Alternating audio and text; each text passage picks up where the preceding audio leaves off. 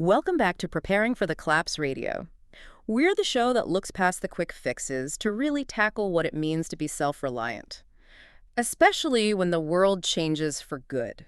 Today we're getting into something that's, well, it's a crucial and frankly frightening reality. It's from author Spiritwalker's work. Right. He points out that so many well-intentioned preppers, their shelves are full, but they're basically preparing for a failure date they haven't even thought about. And that date, according to Spiritwalker's analysis, it's right around the 1-year mark. Oh. We're looking at why just accumulating food is fundamentally the wrong approach for long-term survival. Exactly. It's not about how much you buy. It's a catastrophic error in how you plan. A methodology error. Yes. And look, if you think long-term about preparedness, this channel is for you. The difference we're talking about is vital. It's stockpiling for a temporary storm versus planning for a collapse where the trucks just stop running forever. Okay, let's unpack this. The core mistake. Spiritwalker says the first failure is this illusion of security that comes from short-term thinking.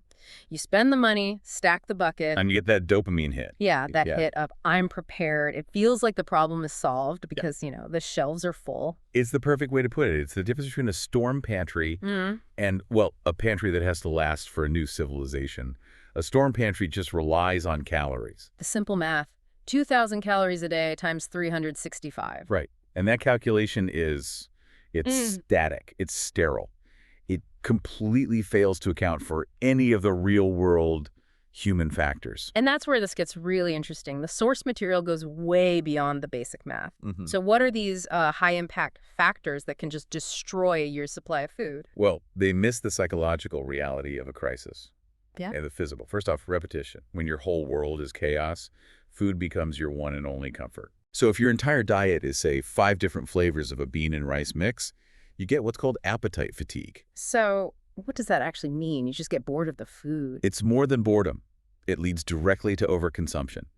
People start eating more just trying to find some kind of satisfaction, which means they burn through their rations way faster than the plan accounted for. Wow. So the simple monotony of the food acts as a hidden accelerator on your countdown clock. That's a brutal reality check. It is. And then you add the stuff everyone tends to ignore.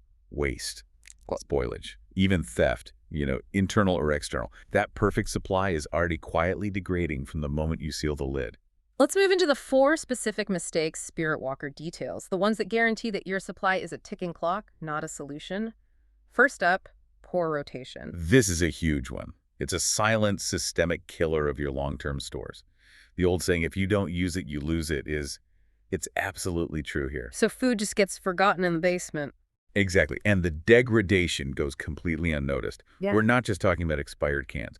We're talking about the slow failure of Mylar bag seals, moisture getting into your grains, stored oils going rancid.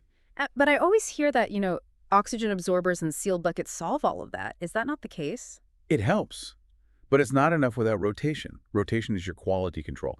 If you aren't cycling through that specific brand of wheat, you won't know if it's prone to faulty seals until you actually need it years later. So it's an untested variable. A huge one. Spiritwalker's rule on this is essential.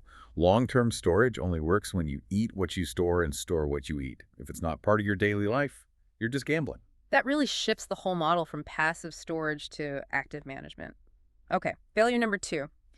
Over-reliance on processed foods. You see these huge investments in freeze-dried kits. Aren't they guaranteed for 25 years? The shelf life is impressive, yeah, but the utility is weak. They're incredibly expensive per calorie, for one, and they just don't stretch as far as people think. 2 main issues. First, the servings are often way smaller than what a truly hungry, stressed-out person doing physical labor will eat. And second, they're highly refined. They often lack the fiber and micronutrients you need for sustained work. So you end up with a nutritional deficit. Precisely. Way? Which forces you to eat more of your other supplies to compensate. It's a hidden drain. So relying on those kits it's less about nutrition and more about a short-term morale boost. Great for a month, maybe, but a huge vulnerability long-term. That's it, exactly. It's convenience. And in a total collapse, convenience is the first thing to go. Moving to failure number 3, which gets into the physical side of things, underestimating consumption. We touched on stress, but let's talk labor. Right. Right now, you might sit at a desk. In a collapse, you are chopping your own wood, hauling your own water, preparing every single meal from scratch. The caloric demand it just spikes dramatically. A sedentary person might need 2,000 calories. Once you introduce heavy, sustained labor, Spiritwalker suggests they can easily jump to 3,000, maybe 3,500 calories a day. Wait, so if your whole year supply was based on 2,000 calories and you suddenly need 3,500, you've basically cut your timeline in half. Instantly. What looked like 12 months is suddenly 6 or 7. That's terrifying. It is, and this is why that simple spreadsheet mentality is so dangerous. The physical reality just doesn't match the paper plan. And finally, failure number 4. Failure to plan for loss. This is about your margin for error. You can't plan for perfection, but that's what most people do. They calculate exactly how much food they need, down to the last pound. And Spiritwalker says you have to plan for loss. You have to. He emphasizes that true planning must include an overhead for things you can't avoid. Accidents happen. Spills, broken jars, moisture, rodents getting into a bag. So what kind of margin are we talking about? Just add a little extra. No, the analysis recommends a significant margin, often 15 to 25% extra, just to account for all that. So if you calculate you need 20,000 pounds of grain, you really need to store 25,000. Without that buffer, even small losses add up and eat into your core survival supply. They do. And this all brings us to the pivotal point of author Spiritwalker's thesis. These 4 failures show that if all you do is stack food, you're just delaying the inevitable. You have to make a shift, a foundational shift from accumulation to systems. That's the core of it. Yeah. He makes this fascinating distinction between year 1 and year 2. Surviving the first year, that's about your stored food. But every year after that, it's about systems. Systems of what? Rotation, replacement, production, and adaptability. Without the ability to replace what you eat, your food is simply gone once you consume it. The clock runs out. Exactly. The lack of production capacity is the critical failure point. It's what separates just surviving for a bit from actually living long term. This is why Spiritwalker structured his work the way he did.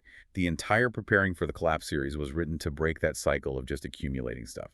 You need at least some ability to produce your own food to get past that first year. Okay, so for listeners who are ready to make that shift, what does building a production system actually look like? Where does the research say to start?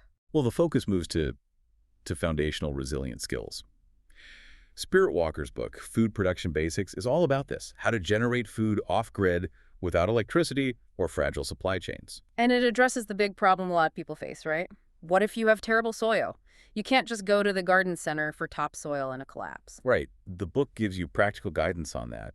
It walks you through things like sheet mulching or hugelkultur mounds, low-effort ways to build amazing soil from just dead leaves and fallen branches. So it turns bad soil from an obstacle into a skill you can learn. It makes fertile soil a renewable resource, not a commodity. That's the kind of systems thinking that matters. And the book also details raising sustainable protein, specifically meat rabbits. Yes, that's a key piece of the protein puzzle. Rabbits are small, they reproduce quickly, and you can feed them with forage and garden scraps. It's an essential off-grid protein system that doesn't need acres of pasture. And beyond just food, Spiritwalker gets into related survival knowledge. I mean, if you get sick or hurt, there's no pharmacy. Correct. Self-reliance has to be holistic. So the book, Using Herbal Remedies, provides that guidance for natural healing. It covers common ailments, emergency treatments, all to reduce dependence on pharmaceuticals that won't exist. But if you can't identify the plant safely, the remedy is useless.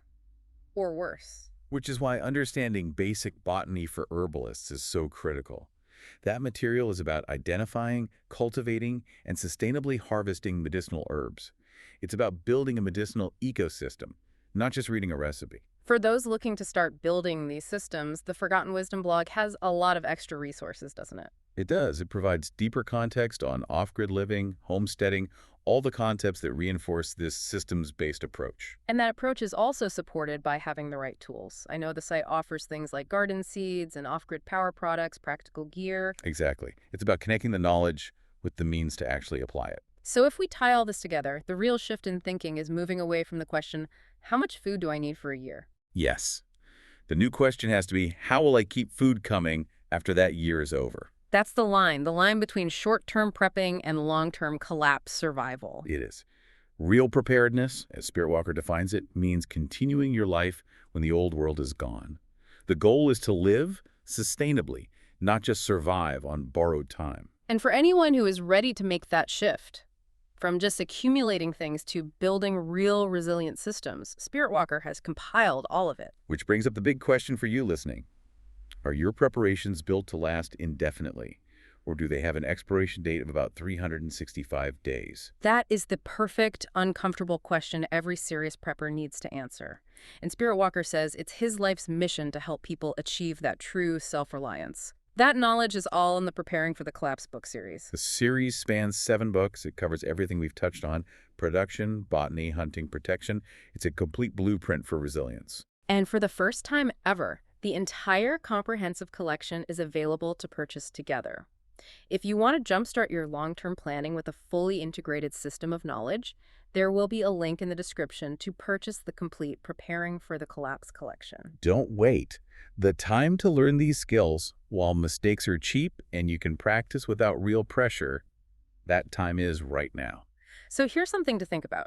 What systems in your life right now, water, heat, food prep, depend entirely on the grid that you haven't yet planned to replace with a sustainable alternative? Just mull that over. And always think critically about resource management and sustainability in everything you do.